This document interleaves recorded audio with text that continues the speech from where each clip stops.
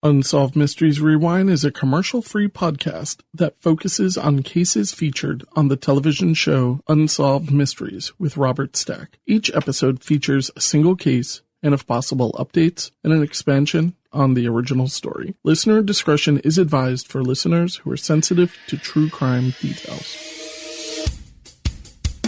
Tonight on Unsolved Mysteries Rewind, two friends get together to discuss episodes of their favorite television show, Unsolved Mysteries.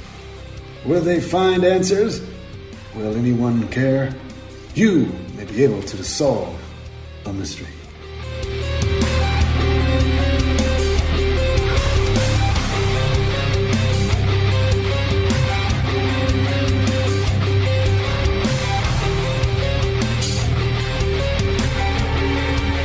Hello, this is Mark, and you are listening to Unsolved Mysteries Rewind.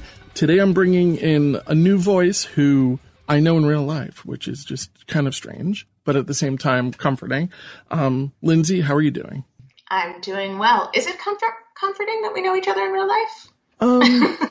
Well, you know what? I think we can relate. We can talk about some of these things and try to connect them to our real life situations because we have children who are about the same age and the same grade, and our fears might be the same with the way they're growing up. Today we are talking about, you found a date, April 10th, 1998 for the airing of this, but it's so up in the air because when they get rerun, they change them. So it's kind of strange. Right. And like each of these episodes had different dates, but I didn't realize it until after. I was like proudly like, I found the date. So yeah. Whatever. It's a real crap storm when it comes to what date these things actually aired, and I don't know how important it is. We are touching upon Season 10, Episode 9, cheerleaders being murdered, UFOs, Marines who just have gang issues, and a murdered mom. I saw you had a question as for the murdered mom thing, saying, is this really an unsolved mystery? Has it ever been? With most things on Unsolved Mysteries, not everything has to be unsolved. It just has to fall into that true crime category. That's kind of the way I kind of roll with it. I agree. And then later I realized that it wasn't the unsolved mystery. It was not who murdered the mom. It was something else. Yeah. Yeah. So this brings us back to March 16th, 1991, Madison County in Ohio. Do you want to talk about poor Jessica Lyn Keen? Oh, sure. She was not the murdered mom. So, yeah. No, she was not. She's our first. I'm sorry. She's the cheerleader. She was not. I know. She's the cheerleader. Yeah, I kind of went overboard with murdered mom. So Jessica Keen. No. Some of these rabbit holes are insane. I know. And I still don't even know how to use Reddit because I'm slow. Don't. That's a rabbit hole in itself. Reddit is a crazy place.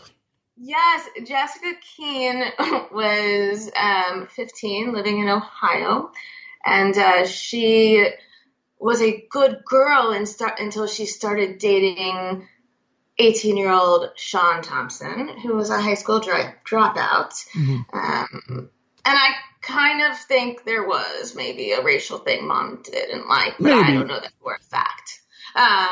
Well, the thing is, Ohio, the area that they're from is a little bit more progressive. Yeah. Oh, okay. My bad. Okay. But that doesn't mean that people aren't going to have an issue with an African-American guy dating, a girl who's 3 years younger. So let's, when we say they're both of the same race, just hypothetically, many people might not have an issue. I mean, many people might still have an issue with the 15-year-old dating the 18-year-old high school dropout, regardless of race. But you add in the fact that he is African-American. And a high school dropout. Yeah. And a high school, and he falls into the other categories. Maybe people would have an issue. Personally, I don't have an issue with anything except for the high school dropout thing. And just, we'll get right to it. All the issues that kind of come up, there's nothing to link Sean Thompson to any of this. Yeah, negatively. He's fine being an African-American high school dropout. Nothing to do with anything. Is that a statistic? That's fine. Well, I mean, no, actually, I should have looked him up on Facebook. But I tried, But the truth is, he had nothing. All of these things are irrelevant, except I think it's relevant because it's what started. No, I don't think it's what started. I think it's what accelerated the issues. It's possible he was a bad influence, maybe. or she was a 15-year-old and, 15-year-old girls fight with their mothers. So, well, So what happened is the whole story opens up in this very dramatic way of a girl running in her panties and bra, and she's running through a cemetery. She's being chased by attackers who tore off her clothes and raped her in a car, and they held her hostage. She somehow escapes and ends up in the cemetery. I looked it up. It's a huge cemetery. There's nothing around. I would imagine that it's pitch black there. It is. If there are any lights, they're a few and far between. Why would you have lights in a cemetery anyway? While running through the cemetery, she possibly saw a light in a farmhouse. She ran towards it and she slammed, as you said, this would be you, slamming right into the fence post, knocking her out. I was the one. Yep.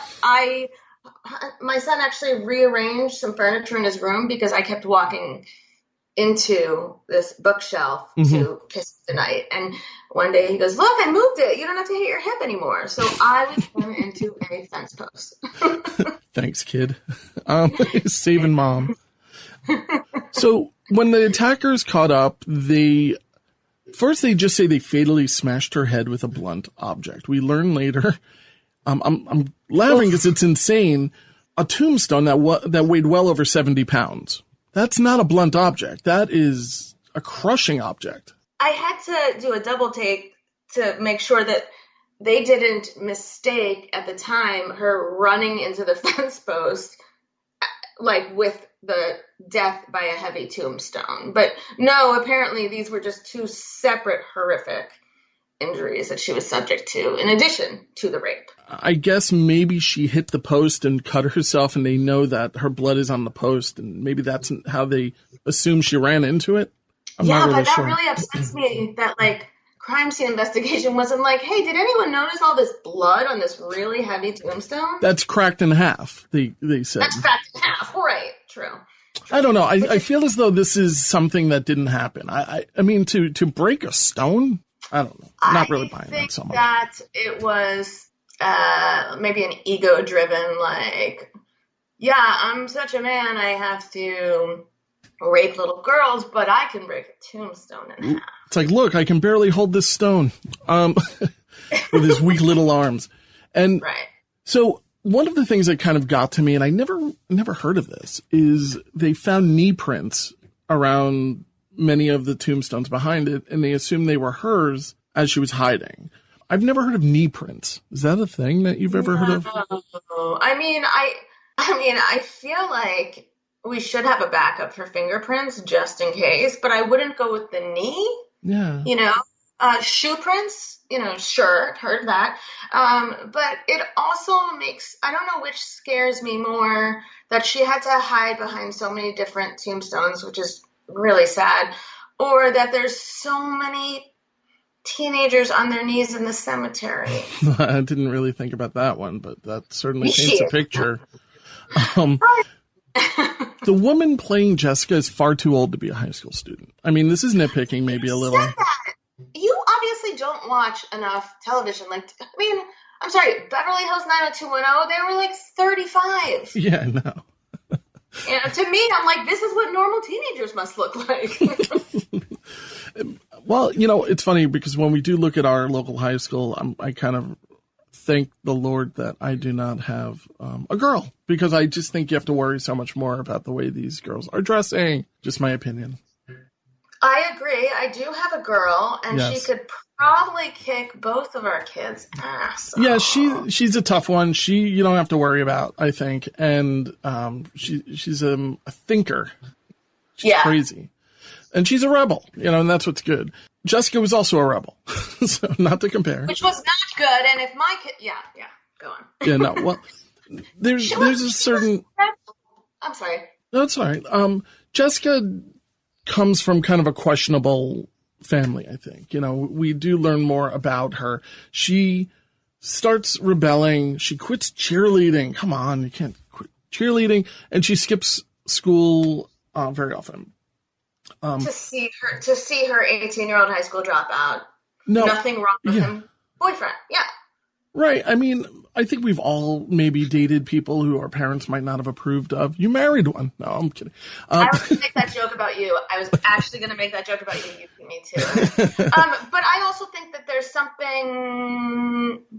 So she and her mom are fighting so much that they, quote, make a mutual decision to go to Huckleberry House, or as it's known, Huck House, which still exists. Huckhouse.org. As you know, because you stalked it too. But you don't send a kid there when she's just running off with a boyfriend, right? It's actually like it's a home for runaways. Yeah, it's a place where teens can turn to, from what I read. No, it's a home for runaways. That's why they're like, teens, if you need to get out, here's how you get here. And parents, if your teen is here, here's how we will care for them. The exact same thing existed on an episode of Angel. I know we're not supposed to talk about Joss Whedon anymore, but I love him. Regardless, it's a home for runaways so that they're not living on the streets. And they do allow them to keep their cell phones, which were not around in 1991. So. Right. I think it's a good organization. I'm not really coming down on Huck House's whole concept and maybe all the lives that they've really helped. But according to the FAQ, teens typically stay with us for about 5 days. Jessica was there for 11 at this point. Right. Can I say something? I'm not coming down on Huck House, but their Yelp reviews are very bad. There are only two. Do you want to read one, actually? I thought it was interesting. I didn't know if you were going to let me. So, again, a couple 1 stars. These are really, these are kind of really bad reviews, especially when it's something as serious as Huck House. My ex-wife kidnapped my children, dropped them off here, and then checked herself into a mental hospital. Goodness. Although we have shared custody, Huckleberry House staff allowed her to exclude me from getting them out or even visiting. I think his ex-wife did the right thing. I mean, I don't know that she kidnapped the children, but as a psychologist, putting your children somewhere and then getting yourself mental health is not a bad idea. It's not. Sometimes a timeout is needed. Maybe that's what Huck House really does provide also. A safe haven.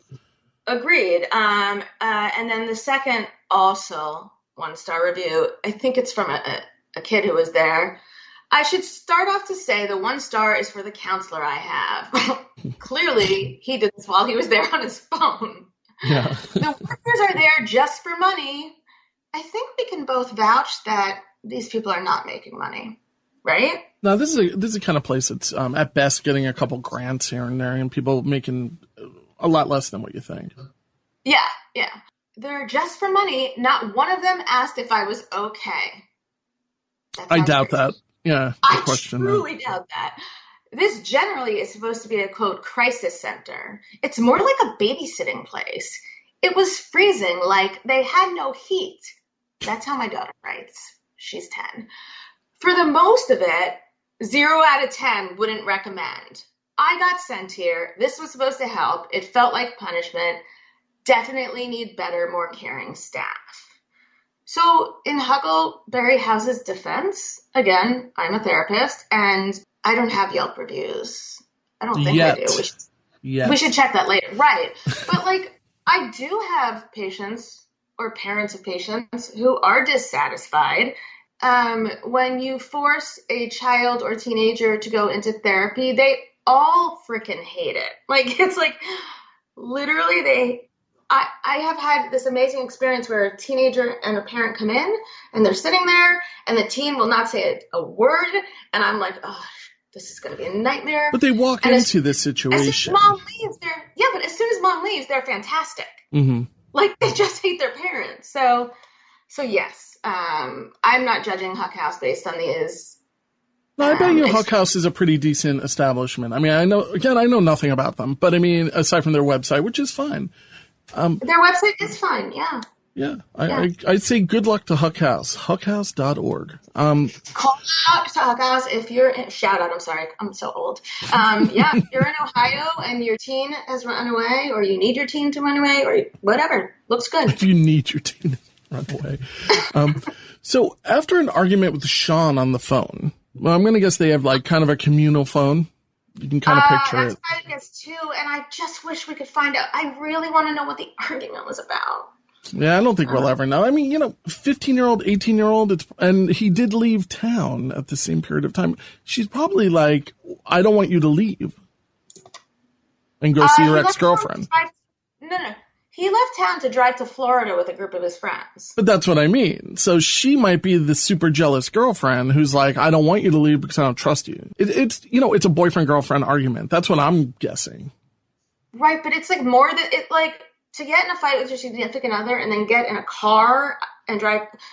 I'm scarred by my son's many, many vomitous car rides, plane rides, etc. So for me to get into a car from Ohio, which is somewhere away from Florida, that sounds horrendous. And after a fight, like, I bet it had to do with the trip. I bet he was leaving anyway, and he's like, I'm going to go. I'm going to become, I'm going to become a musician in Florida. That's where all the musicians go, I heard.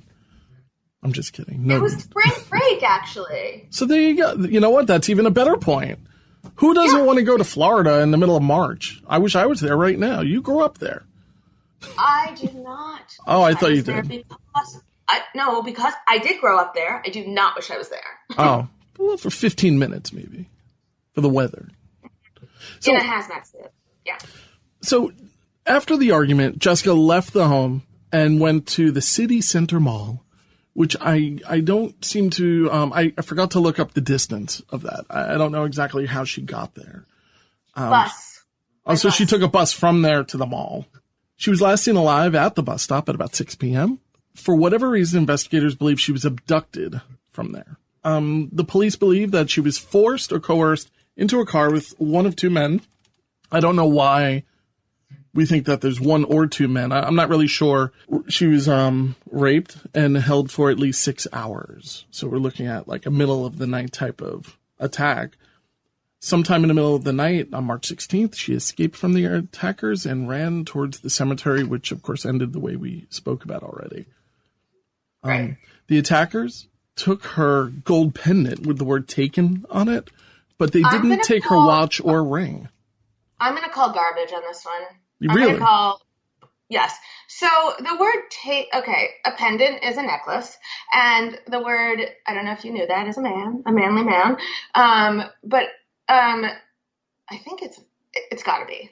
Either way, it was either bought by her when she started dating Sean or given to her by Sean. And I don't think either one of them was in a position to buy a piece of, jewelry, probably at like Claire's, Ooh, they Claire's. Right? Good call. I think it was probably the kind of thing where if she wore it in the shower, it turned brown or green or whatever. Right, it's like gold filled.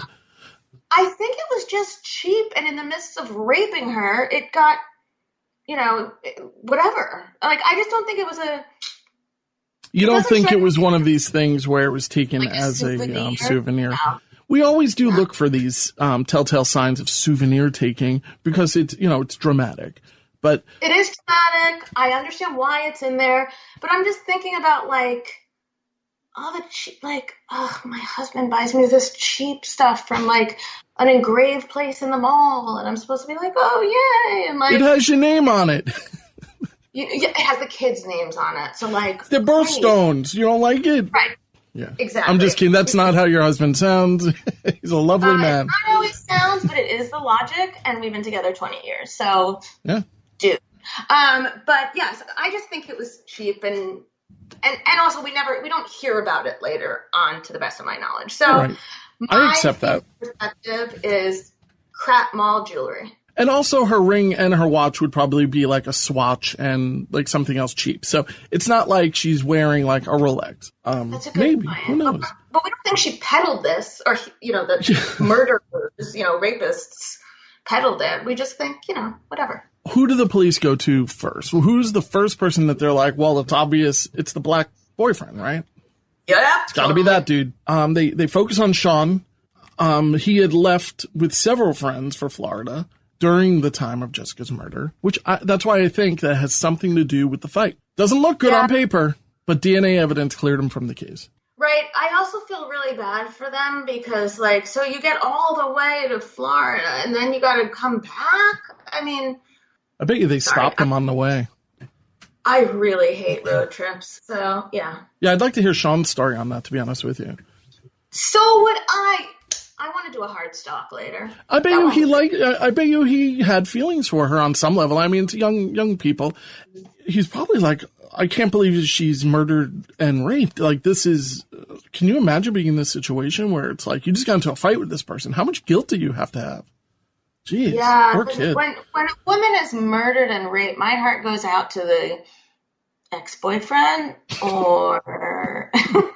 Well, I agree with you. I can't feel bad for somebody who's dead already. You know, it's kind of like, I feel bad, but I mean, it's nothing I can do about it. But this guy must have a lot of guilt. Do you want to talk? So 17 years later, do you want to talk about where this all brought us? I mean, there was DNA taken. Story. You know, I would love this story. Okay, so 17 years later, it turns out, okay, fine. His name is Marvin Lee Smith Jr. He has a history of sexually assaulting women. He was actually out on bond during Jessica's murder. How terribly unfortunate for Jessica. And also that we let, like, rapists out on bond, but whatever, this will come up again later. Yeah, it becomes like a trend in this particular episode. No kidding. And so he was convicted of sexual assault in 91. And when he was released in June of 2000, DNA test was a thing. And so it was just protocol for them to swipe. Well, he was a felon, so he had to submit his DNA anyway. So once you're in that system, you know, it's like those DNA tests you have at home. What are those called? Like Forever 23 or something? I don't have them at my house. But yeah, I know who I am. I don't care where I came from. Yeah, I know who I know enough. Trust me, I know enough. I know more than enough. But so I guess my point was, like, in 1991, DNA was not at its peak. It wasn't. It was expensive. It would not be used for a case like this. Right. So he wasn't used on him when he entered, but it was used on him as he left, was more my point. Right. In April 2008, actually, is when it matched. Yeah. You know what? This is the first time we're doing one of these episodes, so sometimes our notes are going to be a little conflicting, and that's totally fine. But I'll read what I found if you want. So Marvin Lee Smith, I did not know he was a junior, was arrested for the abduction, rape, and murder in April of 2008 after his DNA was matched to evidence recovered from her body. He had been charged with assault against 2 Columbus women, was out on bond when she was killed. So, you know, he was out on bond when this all happened. He was eventually convicted for the 2 attacks, the Columbus attacks, and served 9 years in prison. Because he was a felon, he had to submit his DNA, which led to a match. I didn't know that. I didn't know that when you are arrested, or rather when you're convicted, you have to submit your DNA. I mean, it makes sense. It just seems a little bit totalitarian. I don't know. It seems scary. Yeah. But at the same time, things like this come out at the end and we catch somebody who raped and murdered this poor girl. I know. So what I thought was that he was released in June, and then it took them 8 years for him to be re-arrested, or because they finally made the DNA match, because I'm imagining, like, the slow crawl of science across, you know, the early 2000s. But I'm also comfortable being wrong, sort of. Now, it was said that he revealed, that's an important word to remember in a sentence. He revealed that he had used a 70-pound tombstone to strike her over the head. The force of the blow caused it to break in two. I think you're looking for the word lied. Well, when I say revealed, I'm thinking nobody else noticed this? He's the one who's revealing it? It's the blood, it's the stone that's probably covered in DNA and blood and all types of other disgusting things. Yeah, which confirms my theory about the science. By the way, he was admitted, his admission date to the prison was April of 2009, and yes, I just did count the months on my fingers to figure out what month where it was. But so that was 2009. He was admitted, and he was sentenced to life in prison. He will not be eligible for parole until 2038. I don't know how old he'll be. Do we know when he's going to be 80 years old, I guess. His life up to this point was definitely leading to him ending up in prison. This is just not a good person. As far as I can tell, he's also unrelated to her in any way, shape, or form. He was born in 56. Okay, so that's I don't about know, 80, right? Totally. Also, his expiration of his max sentence is... All right, this brings us on to, oddly enough, your favorite part of the entire episode, which is called the Phoenix Lights. It's not your favorite, but I'm going to take this somewhere else. Phoenix Lights are a very famous event that is related to a UFO sighting. It happened at about, I'd say, between 8 to 10 p.m. on March 13th, 1997. There is a person who's interviewed in this particular segment who I actually became friends with in real life called Stan Friedman. Really? Yeah, and I interviewed him on my other podcast, On the Odd. He's a nuclear physicist. He passed away, unfortunately, on May 13th, 2019. But he's somebody who knows a lot. He's literally, he designed fusion rockets and nuclear power plants and nuclear aircrafts. I mean, the guy, he referred to me as a great interviewer instead of my podcast. It's the finest talk show that nobody has ever heard of. So, pretty good guy. That's lovely. Yeah, he's a lovely guy, Canadian. Michael Chrysostom, I'm going to guess. I'm butchering his last name probably. Shot this really interesting videotape. It's kind of really famous of these lights that are in a triangle formation. People were all up in arms because of the Hale-Bopp comet.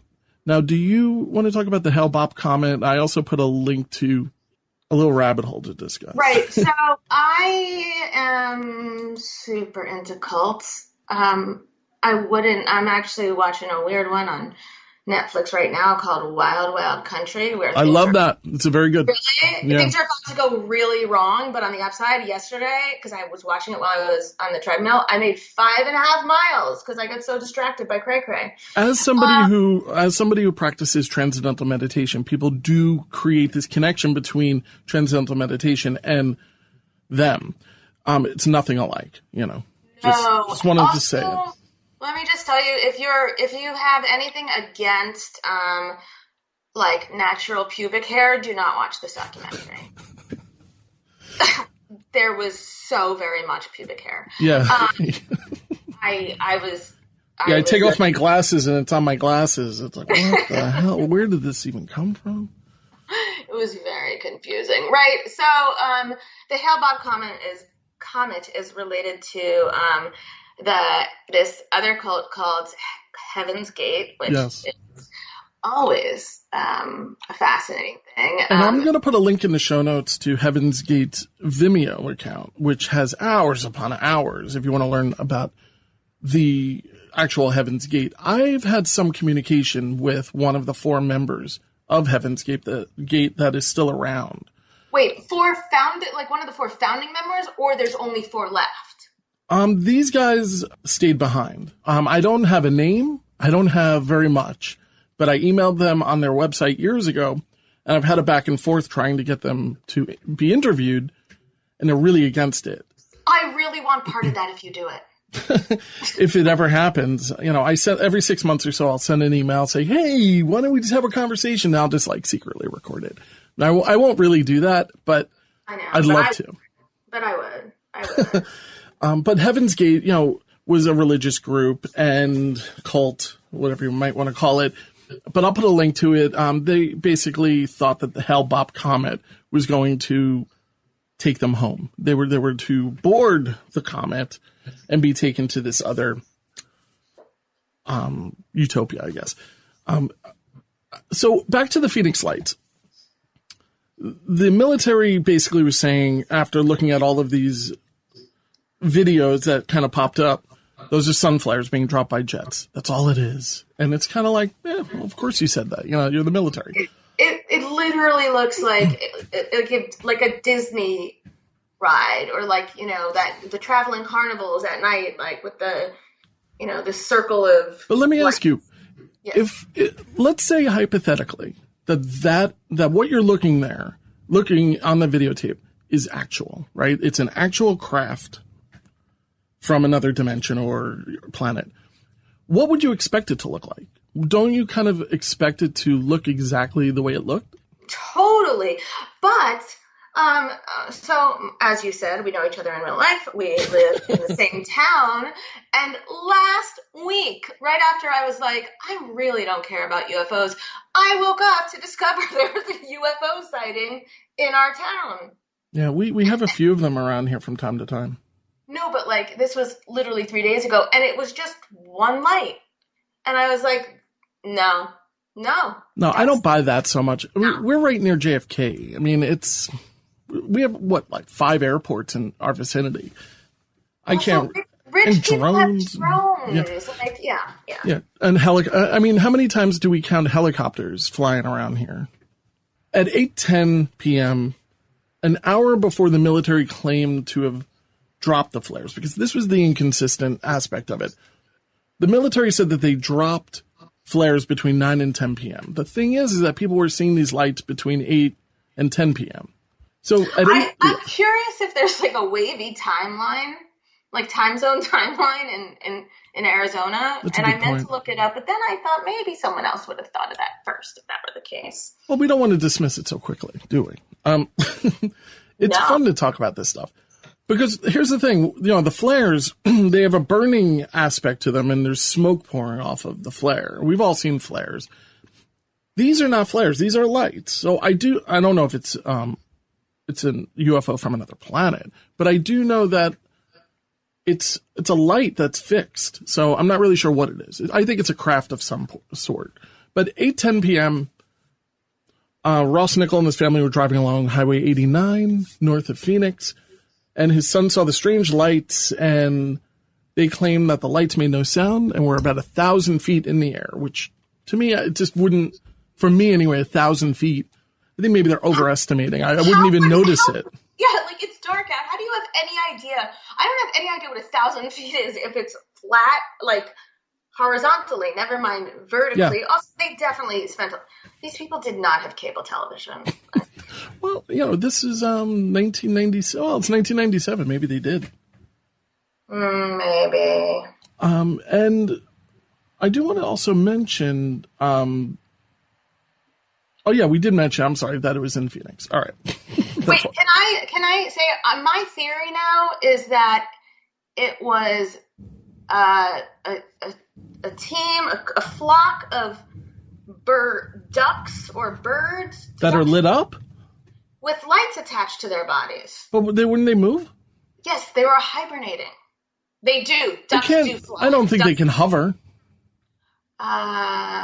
If they're weighed down with a heavy flashlight, perhaps. Huh. That maybe that's your theory. So at 8:30, a half hour before the military began dropping flares, a commercial airline pilot, this is somebody who gets a breathalyzer before flying, him and his wife were driving 90 miles south of the Nichols, which are the other people. Breathalyzer given because he wasn't flying. It's true. They said that they saw strange lights in the sky. Now, we're talking 90 miles apart. So even though he was a pilot, he had no idea what they were.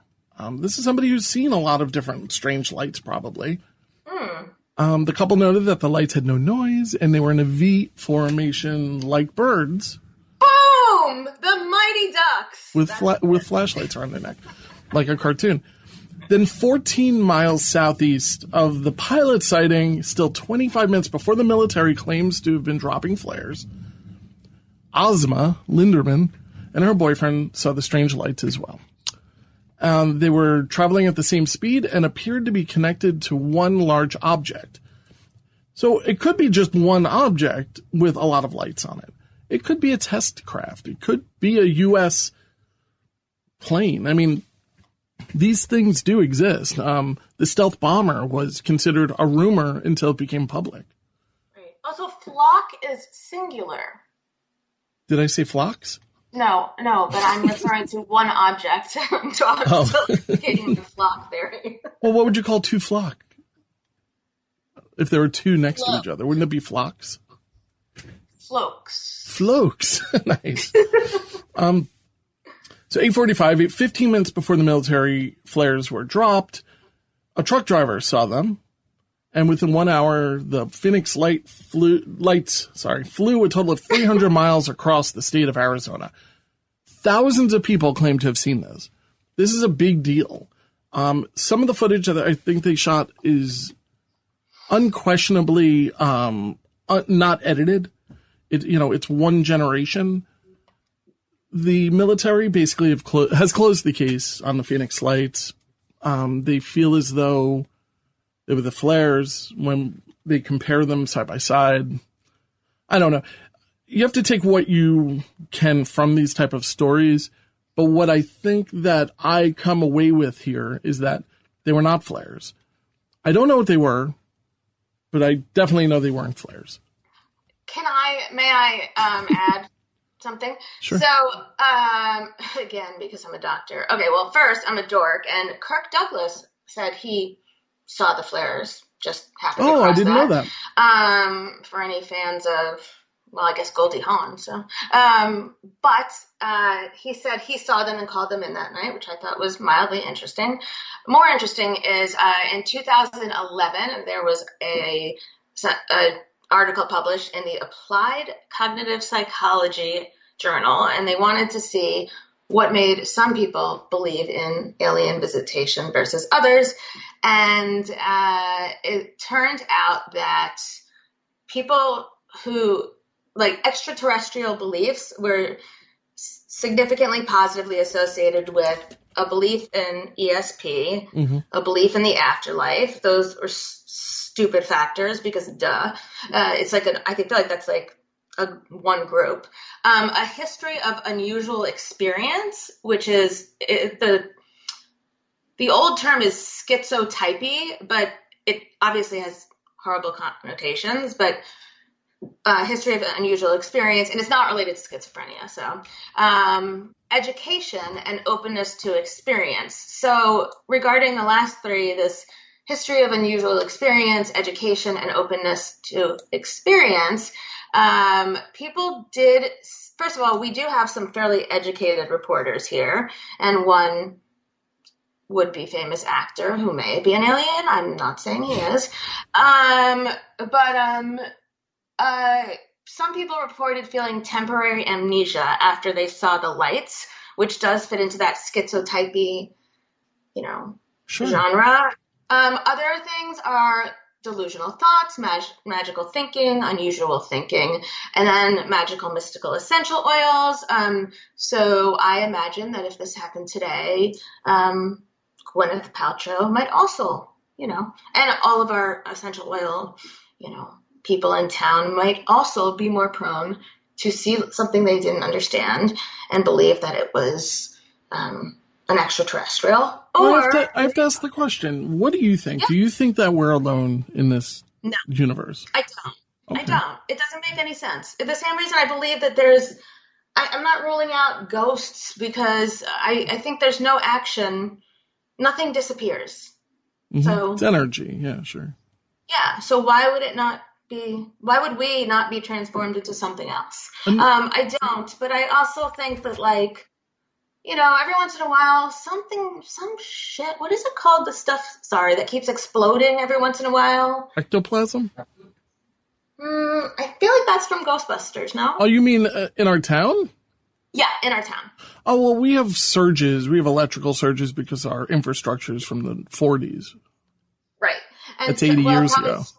Probably shortly after the 40s because, Well, my house was built in 1925. So the infrastructure around here is pretty old. Something that explodes every once in a while, and then someone's like, no worry. Someone who we never hear from on Facebook except as a cover-up for this thing. So, well, what happened is 2 Halloweens ago, we were having these circuit issues around here.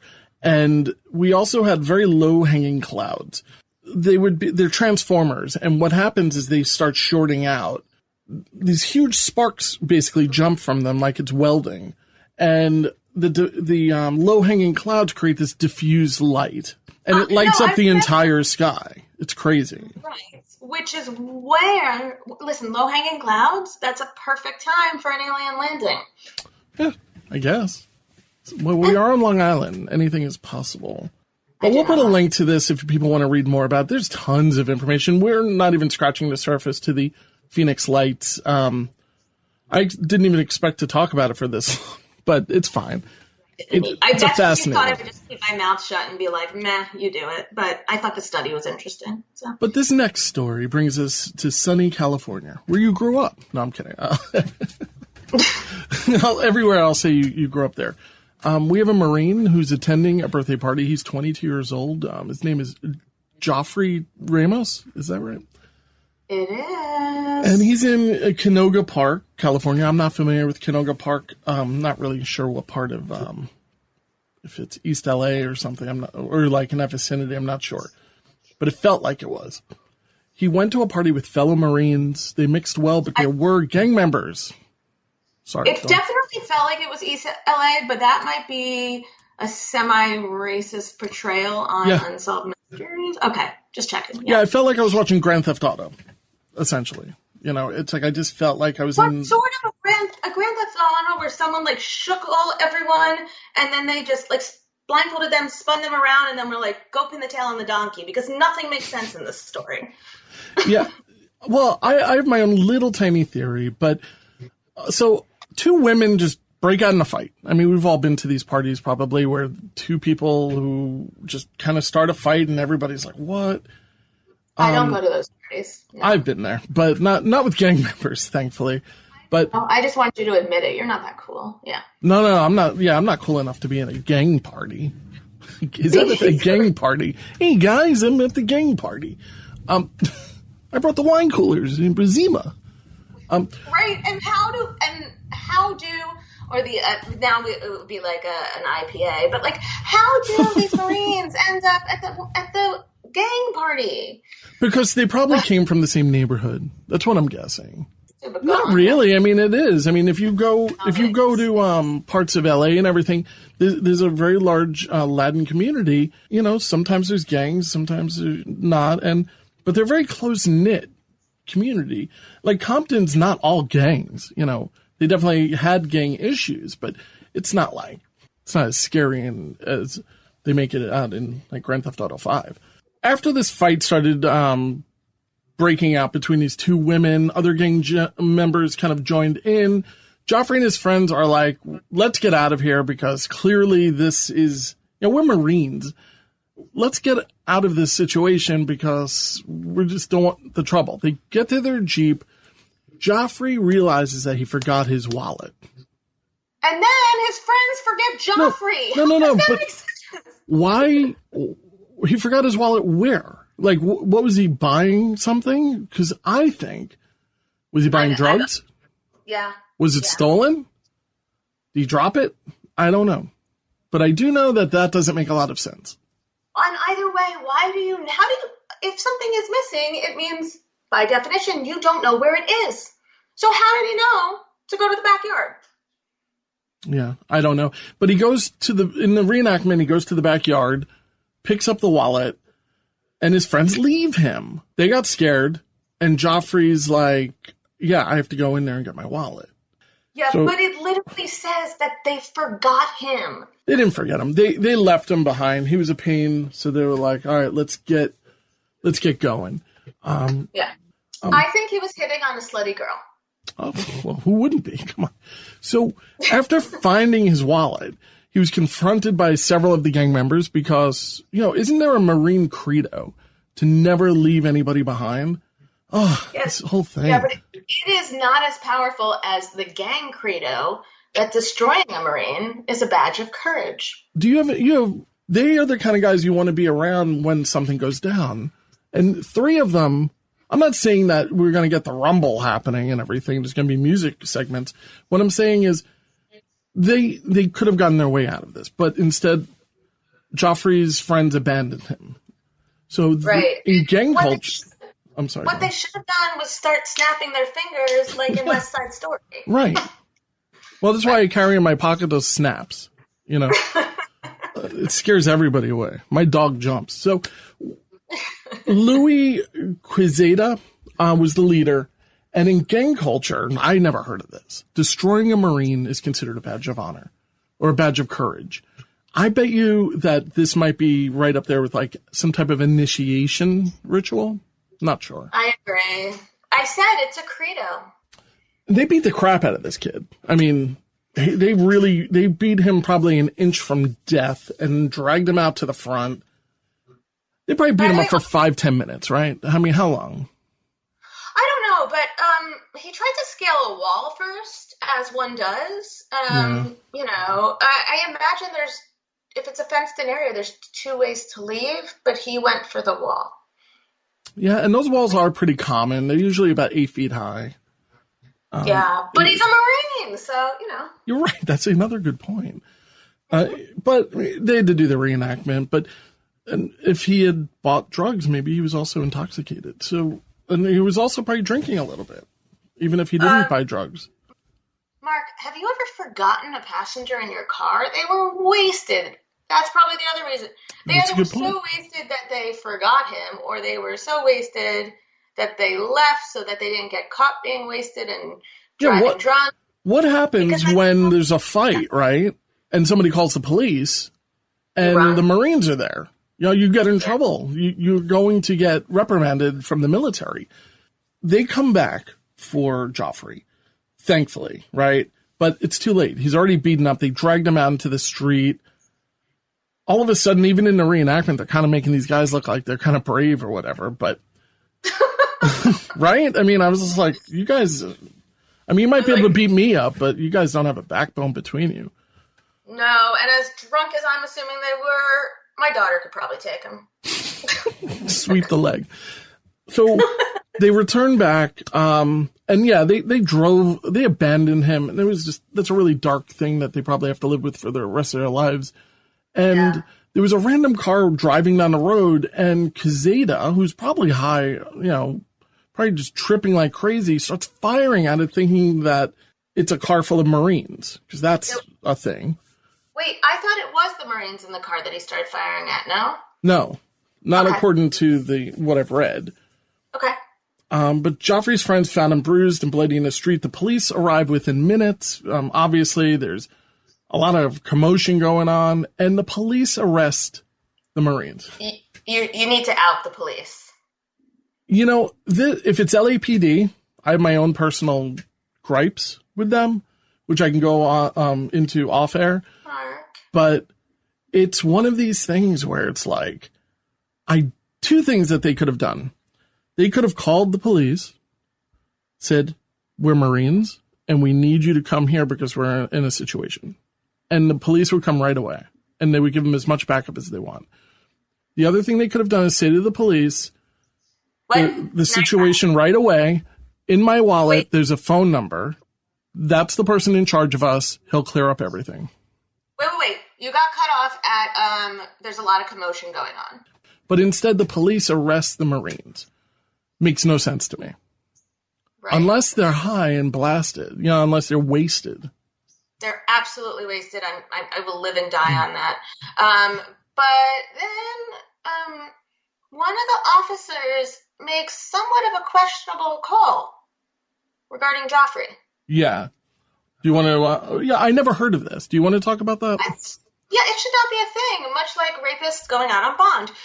But the officer is like looking at this guy. He's a mess. The right side of his brain is smashed to the left. You know, the good news is he survived, and looks like he's doing fairly well. Yeah. But the cop's like, F it, I'm declaring it a homicide. And probably someone was like, we should still check his pulse. Right. I mean, why are they ruling it as a homicide in this situation? I mean, they must have, unless they really thought he was not going to make it. And they thought people were just going to go on the run. You know what I imagine it was? I actually imagine there might have been a little bit of racial issue here also, where they sort of knew who the suspect was. They just didn't know how to find him. And so I think that they escalated it to homicide charges, so that no one, I watch too much television, but so that no one attempted to kill him in the hospital maybe. And then B, to make it more important and maybe incentivize people to turn in Quesada. Yeah. But Quesada, I'm sorry, he was captured in 2001. He actually evaded the police for 6 years. Yeah. It was LAPD, actually, or at least LAPD arrested him finally. He had fled to Mexico, but he was brought back to the U.S. and convicted of attempted murder. And he was sentenced to 21 years, which means he's getting out like right now. Yeah. Just in time for this episode. Seems like a nice guy, actually. Hi, we love you. But fleeing to Mexico is probably one of the smartest things this nice guy did. He has a family. He still has some impairments, but I have an extensive list. I thought he was dead when I was watching it. I was like, there's no way this guy live. He's alive. Yeah, no, but I mean, I couldn't believe it. Like, as I'm watching, I'm like, there's no way this guy lived. No way he lived. And then I'm like, he's walking, he's limping, he's in bad shape, but he's alive. Really young looking, too. Big guy.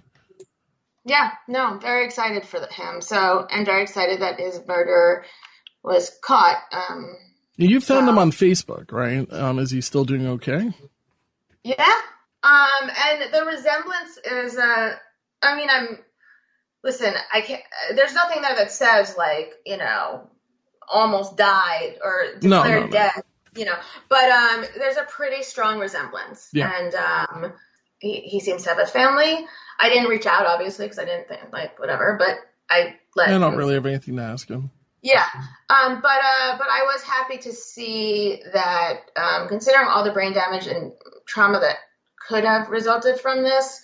So bringing us to the evening, a summer evening of August 7th, 1996, Cedar Springs, Michigan. So Rachel Timmerman arrived at her mother's trailer home in Newaygo County, Michigan. She was hysterical and bleeding. She had a laceration on her nose. She said that a man named Marvin Gabrion, a name that we'll be really discussing in the next several minutes, had raped her the night before. Timmerman was then 19 years old. And even though this really doesn't have anything to do with the story yet, she had given birth to a baby girl, Shannon Verhage, just 6 weeks earlier. On August 7th, 1996, as we said, Rachel left a party, which I found out that is it was a card game. So I'm guessing there's some gambling, there's some drinking.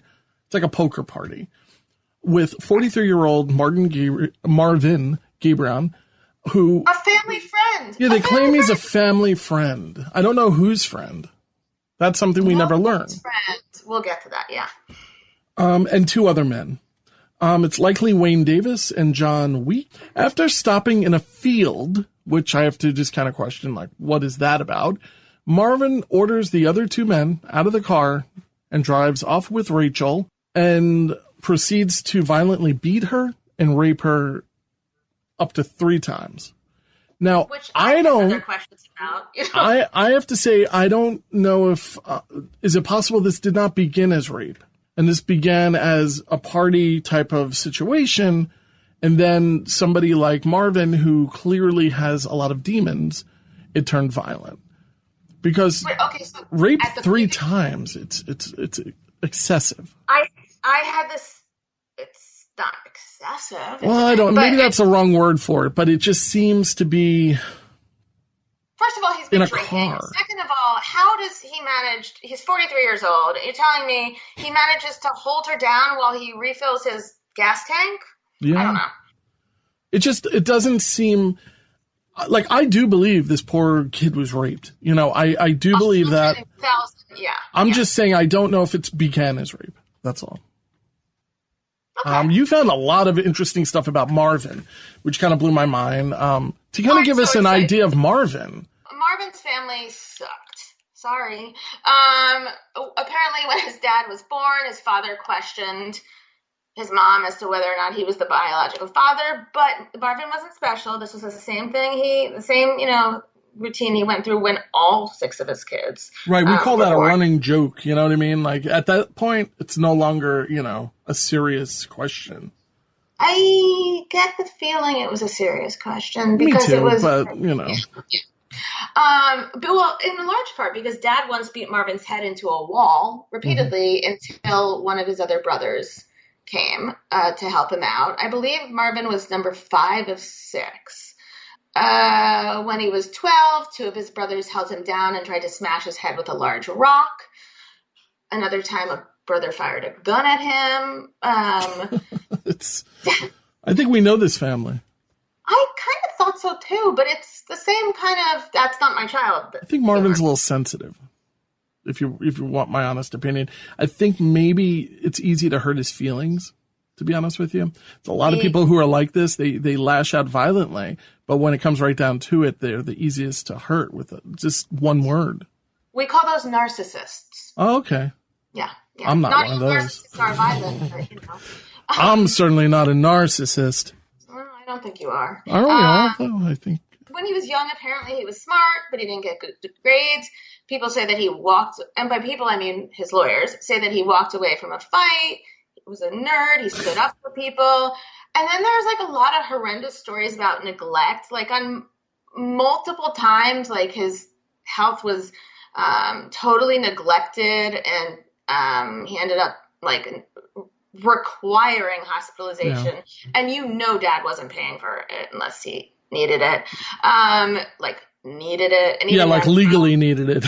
Yeah, like someone was like, it's either you pay for a priest or you pay for a hospital. Supposedly he had traumatic brain injuries in up to 14 motorcycle crashes. He went through windshields more than once. He was also treated for bipolar disorder. Now, we're saying the word treated.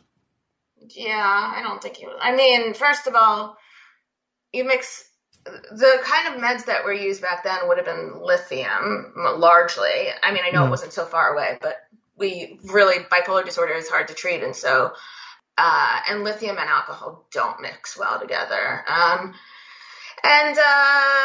also have a mugshot of him after one of his things. He has a crap life. I'm going to give it to him. But this was also, when Marvin does eventually go to court, sorry to skip ahead to that, but the prosecutors say he's faking brain damage, which narcissist, high IQ, I guess it's possible.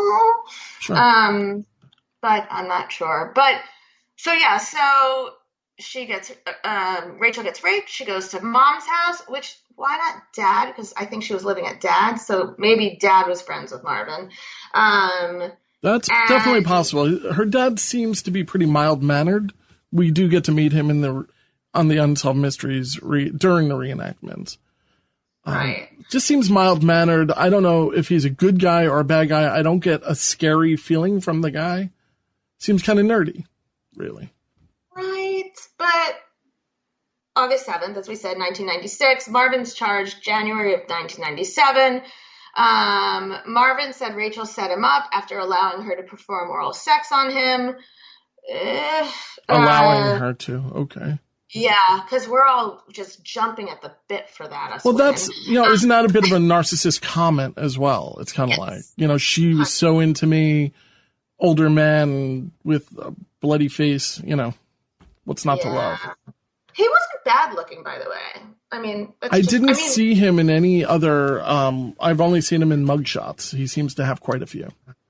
Not surprisingly. So on June 3rd, Rachel's walking out of the house with her baby, and she informs Tim, her dad, that she's going on a date with a guy. She's never met him, but he told her to bring her child along. Which is crazy. This to me, but he specifically said, bring your kid.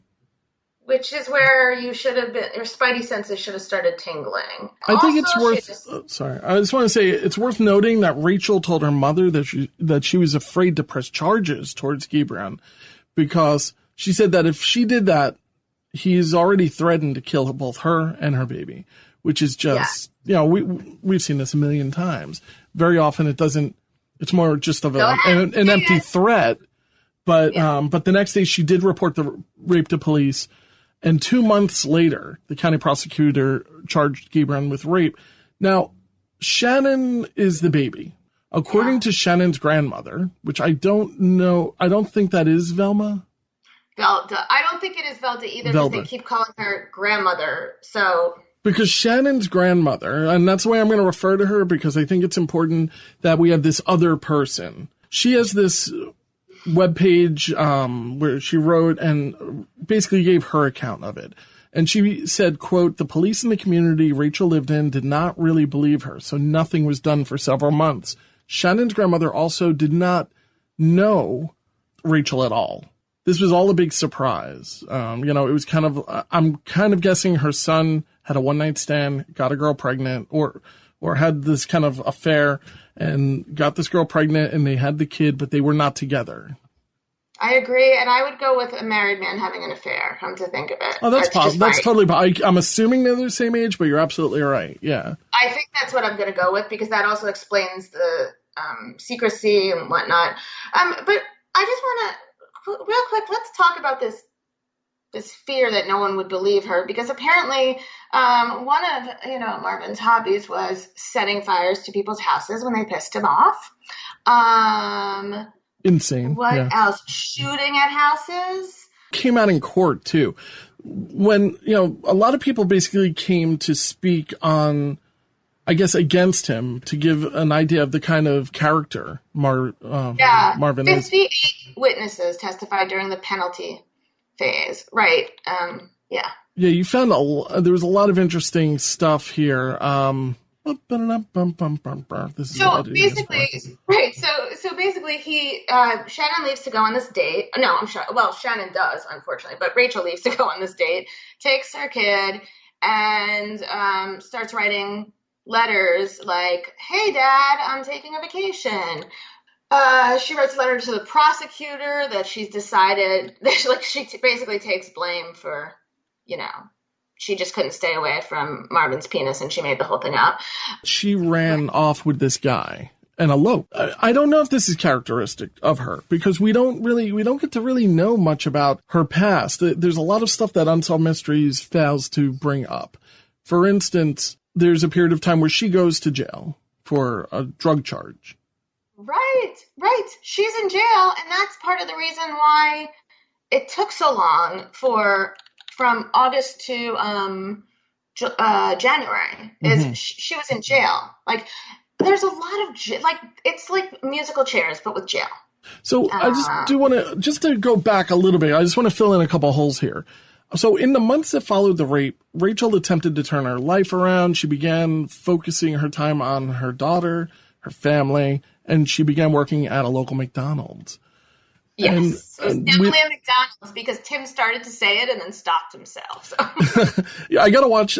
Did he actually do that? That's funny. I have to go back. She was working at and then a store, and it was like, that's McDonald's. Yeah, I mean, I can only imagine that McDonald's is spending quite a bit of money to keep their name out of the situation. McDonald's does seem to turn up from time to time when it comes to murders. They're not worried about that whole monopoly scam. They're really worried about it's not the monopoly scam. They're really worried about employing them. Yeah. So from Shannon's grandmother's website, which I'm going to reference a few more times, after the rape, Shannon started spending every weekend with us, meaning Shannon was spending time with the grandmother. In January 1997, Shannon came to live with us full time. This is not because Rachel was a bad mother, but because she was a good one. Her living conditions were horrible because of problems with her family, and she wanted Shannon to be away from there. Shannon lived with us until May of 1997. And at this whole time, she didn't have a connection with her father, Tim. As the date for Marvin's preliminary hearing came closer, she worried about having to testify against him. So she told her parents that he had threatened her several times. I don't know why she wouldn't report that. That's definitely a violation of the bail agreement, right? Yep. I mean, how do you prove it, I guess? I don't know. She also said that she was having reoccurring nightmares about him and believed that he would kill her. I'm assuming she was very vocal about this. It's probably pretty common that a rape victim would be, of course, petrified of this person who's out on bail. Tim told her that he would help her with the trial. So I'm thinking what he means by that is he's going to handhold. For once in your life, I'm going to be the dad I'm supposed to be. Because he seems like a nice guy, I think. Also from Shannon's grandmother, Her father, whom she did not have much contact with in 6 years, was letting her move in with him and his new family. So he moved on. Oh, I missed the new family part. Okay. Yeah, I couldn't find too much on them. But then on June 3rd, 1997, Shannon seemed happy. She told Dad that she was going on a date with the man, like you were saying before. But I think, maybe get through the whole rape trial before you get back into, like, a social scene with strange men. Personally, that would be my advice. But sure. And the date was set up, and the person said, bring Shannon along, which I just think is crazy. That man is likely John Weeks, and he was acting in direction from Gabriel. So Gabriel was setting up this date from the beginning. John Weeks. Yeah, John Weeks comes back in a little bit. No. I have it that he was the guy who Rachel went on the date with. Yeah, that's what I'm saying. The man that she's going on a date with is likely John Weeks and was acting in direction from Gabriel. So right. Gabriel set up the date. She also told Tim that she'd be home in a few hours, but that time came and went. And Shannon and her were never returned. They never returned. They were never seen again. And that's kind of, the dark end. They were never seen alive again. The next day, Tim received a letter, the next day, which is crazy, allegedly from Rachel. It said that she was going on vacation. It actually said that she was eloping. But according to Shannon's grandmother, her father received a letter saying that she was eloping with a guy named Delbert. He was, of course, concerned because she had just started her job and she was supposed to testify in a couple days. I mean, I'd be more concerned about the testifying than the McDonald's job. But everybody's got to pay the bills. So June 5th, 1997 comes. Martin has the preliminary hearing, but Rachel doesn't show up. So without her testimonies, authorities are forced to drop the rape charges against him. Mission accomplished, I guess. I'll just go on with the timeline a little bit and just jump in, June 16th, 1997, the prosecutor for the case received a letter, allegedly from Rachel, that was postmarked from Little Rock, Arkansas. It said that she had tried to have intercourse with Marvin. I know you covered some of this, but it just kind of puts in a little bit of a timeline. Please. It's okay. I like talking about the prosecutor. She's apparently the hero of the story because she's like, that's BS, Tried to have intercourse with Marvin, but when he refused, she made up the rape allegation. The prosecutor did not believe that she wrote the letter. She believed that Rachel was in danger. But on that same day, Tim received a letter postmarked from Little Rock as well, allegedly written by Rachel, said that she and Shannon were fine and that she would call him soon. She never called. On the morning of July 5th, 1997, Rachel's decomposing body was found floating on Oxford Lake. She had been wrapped in chains and cement blocks that had been padlocked. She also had duct tape over her mouth and eyes. It's just, you have this visual, right? It's just crazy. Now, a month prior, Gabriel's neighbor saw him dragging a metal boat on his gravel driveway. And the neighbor also saw him pulling out 2 life vests, 3 concrete blocks, and a length of chain from the boat. The autopsy determined that she had been thrown in the lake alive and drowned. There was no trace of Shannon anywhere in the lake. And I think even to now, there's no trace of Shannon that was ever found.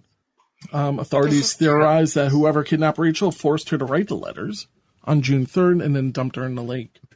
Then the killer mailed them.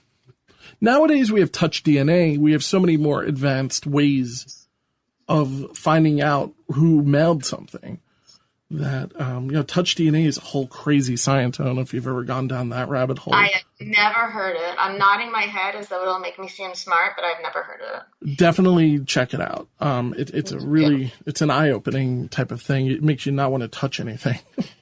Mark, physics, cement blocks.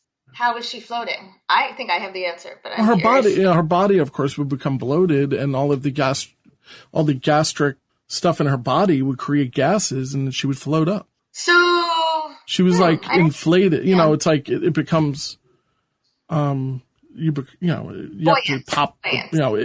Without being gross, she's inflated. That is interesting. So, I happen to know from my true crime obsessions of this sort and others, which is awful, I know, but I also think women in part listen to these so that we can try to avoid being raped and murdered. I mean, you're right. There's a lot of crime. Well, there's crime towards both sexes, but it's definitely, women definitely have a target on their back. And one thing that I see time and time again, I don't think we see it here, but I'm sure we'll talk about it in the future, is when a woman is trying to get away from a man, trying to break it off, I need to move on. It's the worst possible time to be in a relationship, because that is usually when a disappearance happens. 100%. Yeah. But I also think, like, because my true crime listening, all of this has become more frenzied in the pandemic. And I think it's an attempt to plan, right? Maybe like a fight or flight thing. But, gangsters and people with easy access to wet cement used to weigh bodies down by, sticking their feet into cement blocks. Mm-hmm. And apparently, and I'm hoping this was not the case and that you were correct, but what does happen eventually is the body begins to bloat, and oftentimes the feet will separate from the body so that they're found without feet, which is where that knee DNA would come in that instance. But here there's no reference to it, and I just don't think Marvin was quite as thoughtful of a planner. Yeah, I agree with you. I had not thought about that, about the basically your body separating at the ankles or anywhere at the knees. Any joint that's kind of sinewy would, of course, break down eventually. Right, but because they found the blocks with her. I think you're welcome. Yeah, it's a visual. Yes, I'm sorry, but because they found the blocks with her, my hope is that that did not occur, because unfortunately, the autopsy revealed that she was alive, and she drowned, which is horrific. But authorities go to Marvin. I keep saying Martin. Marvin Gabriel's. I'm going to call him Gabriel. He doesn't even deserve a first name. Gabriel's home, and found cinder blocks on his property that matched those found tied to Rachel's body. They also found keys to the locks. Sorry. This guy, throw him in the lake, dude. Throw him in the lake. I mean, I'm glad he didn't. Leave them in the locks. I don't it's... She's probably not going to be able to... This isn't like David Blaine. She's not going to be able to undo, I love David Blaine. So... But yeah, authorities now believe that he killed her in order to prevent from testifying. No duh. So, Marvin fled the area before police could arrest him. I mean, I swear to God, it's Mayberry. That's where this happened. It's like Mayberry. This is like Eddie Haskell and Leave It to Beaver. If you're missing a dinner roll, guess who took it? This should not have been a thing. Now, also missing, we have Wayne Davis, who is a friend of Marvin's, who was also one of the men kicked out of the car the night of Rachel's rape. He had agreed to testify against Marvin at the trial, but he vanished a few days after Marvin was released from jail. John Weeks was also missing, who was supposed to go on the date with Rachel. He was acquaintances with Marvin, and a friend of Rachel's, he had asked her on the date. He was later identified as the person that picked up her and Shannon up on the day of their disappearances, and he vanished in June. Authorities... And he had a girlfriend. Authorities finally, said, this is beyond us. We're really screwing this up, so they brought in the FBI, thank God, to investigate this case. The FBI tracked Marvin. Wherever he was, it was where Robert Allen was living, who's a transient who vanished in 1995. Hold on. Yeah, this becomes a whole other thing. Gabriel was accepting Robert Allen's Social Security checks or SSI checks or something and cashing them on his behalf. He became Robert Allen, which is insane. I guess a transient is the one to become, because they probably don't have a lot of connections. But yeah, totally separate. He killed this guy and took over his identity, and But did we ever find a body on him? I don't know if no body. There's a lot of rabbit holes here. I mean, we could investigate this thing. Our notes bloated, well, I shouldn't use the word bloated, but you know what I mean. Yeah. Not at this point. I shouldn't say bloated. No, I got sucked into this one big time. Yeah. Oh, I'm sorry. It was in Sherman, New York, probably not too far from us. That's where he was cashing his checks. He had actually gone to the post office to let them know that from now on, he wants his checks, identifying himself as Alan, to go to the P.O. box. I mean, it's just crazy, this whole thing. I wonder how many scams like this are even going on. Gabriel also signed over one of Alan's check as payment for rent in early 1996. Whatever. Yeah. The landlord just wanted the rent. It's okay. I'm not against landlords for wanting rent. Yeah, money is money. It's just maybe it was just mailing it in, no questions asked type of situation. But in October 1997, the Detroit FBI got word that Gabriel was headed to Sherman to collect Alan's check for that month. This is kind of exciting. I mean, it's more exciting than what we've been seeing is an FBI SWAT team staked out the post office on October 14th, and when he got him, they got him. When he came, they got him. He was also carrying a Virginia driver's license with the name of Ronald Lee Strevels at the time. Who knows who that guy is? Yeah, I didn't have that in my notes. I don't know. Honestly, the more you read, the more you find with this particular case. As we'll continue learning, it doesn't stop here. No. This is definitely the longest Unsolved Mysteries Rewind episode, but it's worth it because there's so much. We have a lot to talk about. I mean, the concrete blocks at Gabriel's home were stained with the same tar and paint materials. So that was one thing that linked it to it, as if the keys weren't enough. Also, he was a town sociopath. Yeah. Well, that's not, can't be guilty of that. It's like, you need to have that physical evidence. And there's tons of it, though. I want to talk a little bit about the background of the kind of guy Marvin is. Yes. Gabriel's trial was also noted. It was noted originally because he was given the death penalty for this. Well, it was a landmark case because Michigan doesn't believe in the doesn't believe in the death penalty, but it was federal. The body was found on federal property in the Manistee National Forest, or a park. That's fine. So in Florida, all the federal lands are usually belong to like the indigenous, like the the Native American. Yeah. Thank you.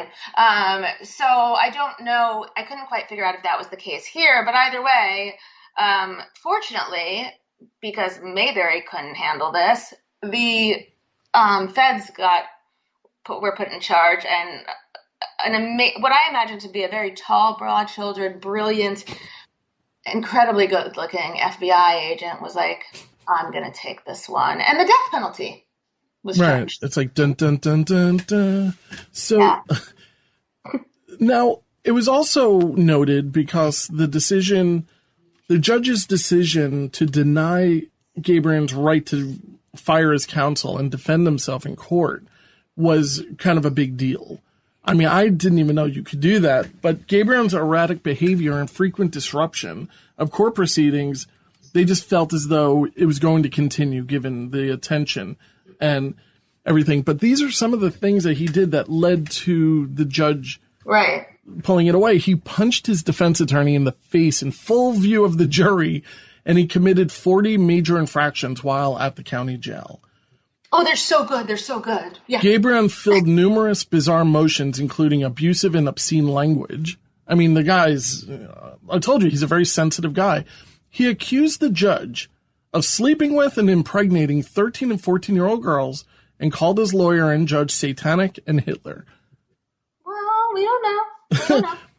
I mean, it's just crazy. But then they, of course, you read earlier, the several witnesses came in to testify for Gabriel's propensity for violence. And it just doesn't stop. One described how he was shooting a bolt-action rifle toward his home after he told him to leave a party.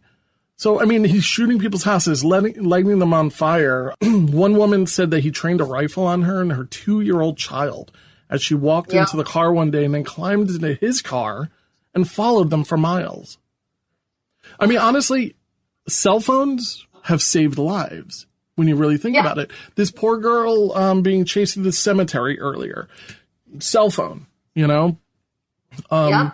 This situation, cell phone, you know, we at least can get a last blip as to where you were before the phone was smashed or something. Agreed. It's a crazy, crazy world that we live in. I don't even know where to go next. I mean, it's so crazy. I like what Gabriel did while he was awaiting trial. All right, can you talk about that? I don't know which thing you mean. Apparently he crafted he crafted a fake gun out of soap, painted it black, and planned to use it to escape. I mean, this guy was desperate at this point. I understand. He also, in 2 different phone calls, he impersonated a state senator asking for his release, and then a court official asking for a transfer. Hi, this is Andrew Cuomo. How are you? How are you? No one's going to listen to Cuomo, right? Oh, yeah. I mean, I don't know. What's another senator? This is Todd Kaminsky. Yeah, he's kind of... He's a state senator. Fine. Yeah. He's all right guy. Betsy went to high school with him, so... Okay. We have to like him. We have to be nice. He lives in my area of the woods. Of course he does. Of course he does. I'm just kidding. I know. Gabriel also called, I wrote down Velda, but now that I don't know which, I don't imagine. Yeah, Grandma. I think it was Grandma, because I don't think Velda had much to do with anything. But, and I'm still confused as to why Rachel went to Velda. But, no, she said to get her away from the house because she had such a terrible home life. No. I don't know why Rachel confessed the rape to her bio mom, Velda. Oh, yeah. I mean, I think you have to give a reason. It's kind of like, I need you to take this baby because, like, my life's a mess. But she didn't give the baby to Velda. She gave the baby to Grandma. All right, I'm confusing it. Forget it. Okay. Anyways, the point is, Gabriel called Grandma / or Velda and accused her of killing Rachel and Shannon. And then this is the worst. I know, this one I didn't. This I don't know where you got it. I mean, I know it's from case law. Well, I can't believe I missed this. So, no. I'm dumbfounded. It's disgusting. Yeah. Gabriel called Rachel's dad, Tim, who was obviously busy juggling his new family and not really listening. I'm sorry, Tim, I don't mean that. And convinced Tim to send him a picture of Rachel in exchange for telling him where Shannon is. Just give me a picture. Just give me a photo. Well, why do you want that? I just want it. I can understand Tim's desire to potentially save the baby or close the chapter. But that is not what happens. In fact, Gabriel receives the picture of Rachel, the woman he murdered, and I'll give you one guess. And since we both have 12-year-old Do you know what he did? Or, because I'm guessing the worst. He probably, masturbated on it or something. That's what he did. That's what he did. Yeah. I mean, honestly, this is a guy who uses his position of power, right? And abuses it over and over again. Yeah. Ugh. Yeah, but he shouldn't have even had, I guess he had power, but... He's in jail. For life, right? He is in, right, this is, right. So he is in jail. He's sentenced to the death penalty, but this is the part there, it gets a little confusing, whatever. February 25th, 2002, the trial starts March 5th, 2000, it's not 2002, it's 2002. Yeah. He's found guilty of first-degree murder. After everyone tells them what the 58 witnesses testify about what a lovely neighbor he was, he is sentenced to death row, federal death row, which is apparently different than state death row. Now, for some reason, which I can't understand, 2003, that was me mathing, they stopped executing federal death row prisoners. I'm not quite sure why. Maybe it was a Supreme Court thing. I don't know. I'm married to a lawyer. You think I would know this, but I don't.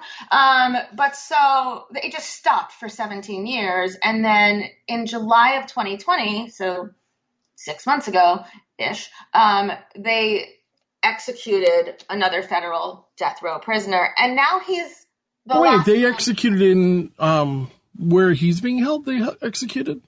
on a non-federal crime? No, federal. Federal death sentences are somehow different than.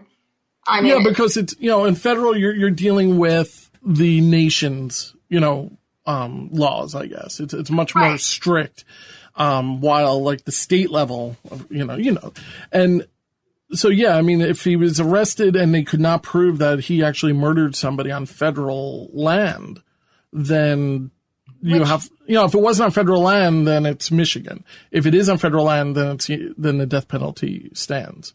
Right. The part that I'm a little unclear about, because I was worried I would overwhelm you with my obsessional compulsive disorder, was why there was this 17-year gap. I'm guessing something with Supreme Court, something, because that's how I law about as well as I math. But then again, July 2020, they executed someone, and now he is the only remaining person left on death row. On federal death row. Wow.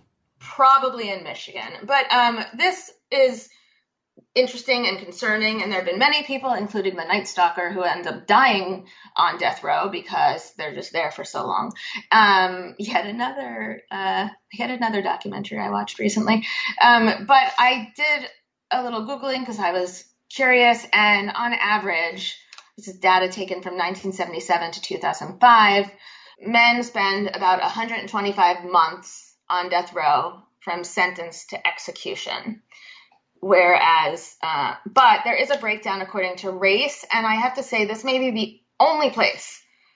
So are you finding a bias between white and black people? Are you surprised? Yeah. The average, it's 123 months for a white male and 131 months for a black male, and so it's kind of close, though. I mean, when we're talking about time, it's a lot of time. But when we're talking about like a statistic, it should be closer together. Absolutely. Yeah. Or the same, rather. Right. So I don't know if it's like, oh, good, blacks have more chances at appeals, hopefully. I'm not stating that for a fact. Or if it's like, oh, fuck, if you're on death row for this long, like, is it kinder to just, end it sooner? I don't know. But I found it to be a curious statistic, and it did strike me as significant. It's almost a year of difference. Yeah, so. No, that's what I mean. When you look at the numbers itself, it doesn't seem like very big, but when you look at it in a matter of months and time, of course, that's a large, tremendous period of time. Yeah. And, of course, there's always going to be a bias towards one or the other, depending on where it is. It's just, sadly, a way of the world. But I do want to just mention that, Gabriel was sentenced for the murder of Rachel Timmerman, but he was only suspected for the other 4 killings that are associated, including the murder of Rachel Timmerman's 11-month-old daughter, Shannon Verhage. So, although he did say 1 of 3, a body of 3, 1 found. Yeah, I mean, he's just playing a game. The thing is that he probably sees himself as this thing that he's not. And, a mass murderer? Yeah, I mean, we're talking about him, and it's kind of a fascinating case, but he's not much of a fascinating person. So, I'm going to disagree. I just think he's a scary guy who fell backwards into a lot of drama. And it just seems to have got documented. I feel like these crimes happen probably more often than we realize, sadly. And this one just somehow got exposure. I agree, and I know we're wrapping it up, but as I believe I told this to you, after delving into all of these unsolved mysteries, I went on a deep dive into the town where I grew up in Florida, our unsolved mysteries. Oh, you never want to do that. And then I delved into Hewlett's Unsolved Mysteries. Oh, yeah, there's a good story right down the street from where a friend of mine just bought a house from the 50s. I could share it. Yeah. About a woman killing her husband. I don't know if that's the story you found. It's the 50s? I think the 50s. I have all the articles I can send it to you if you're interested. It's this housewife murdered her husband with like a butcher knife. Crazy. It was a big national story. I'm going to need that because I don't have that one. And so... Ooh, that one. So you have something else. So, you know what? Maybe we'll do a future episode on just, Long Island. I would love that. Tonight we have been confronted with an entire catalog of unexplained and unsolved events. Tune in next time as Unsolved Mysteries Lindsay? Rewind discusses another collection of unsolved mysteries. Until then, we can only look and wonder.